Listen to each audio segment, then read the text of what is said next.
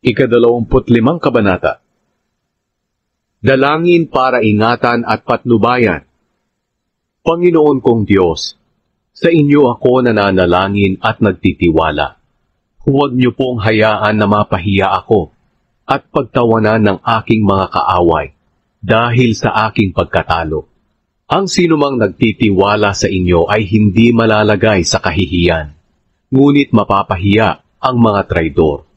Ituro niyo sa akin, Panginoon, ang tamang pamamaraan, ang tuwid na daan na dapat kong lakaran. Turuan niyo akong mamuhay ayon sa katotohanan, dahil kayo ang Diyos na aking tagapagligtas.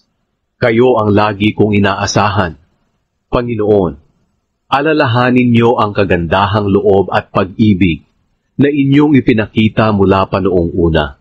Panginoon, ayon sa inyong kabutihan at pag-ibig, alalahanin niyo ako, pero huwag ang mga kasalanan at pagsuway ko mula pa noong aking pagkabata.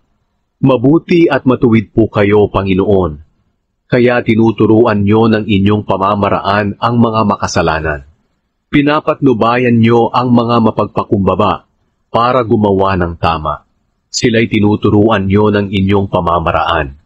Lahat ng ginagawa niyo ay nagpapakita ng inyong pag-ibig at katapatan sa mga sumusunod sa inyong mga kautusan. Panginoon, alang-alang sa inyong kabutihan, patawarin niyo ako sa napakarami kong kasalanan. Ang sinumang may takot sa inyo, Panginoon, ay turuan niyo po ng daan na dapat nilang lakaran. Mabubuhay sila ng masagana, at ang kanilang lahi ay patuloy na maninirahan sa lupain na ipinangako ng Diyos. Panginoon, kayo'y malapit sa mga taong may takot sa inyo, at pinapaalala niyo sa kanila ang inyong kasunduan. Palagi akong umaasa sa inyo, Panginoon, dahil kayo ang palaging nagliligtas sa akin sa kapahamakan. Dinggin niyo po ako at inyong kahabagan, dahil ako'y nag-iisa at naghihirap. Lalong dumarami ang bigat sa aking kalooban.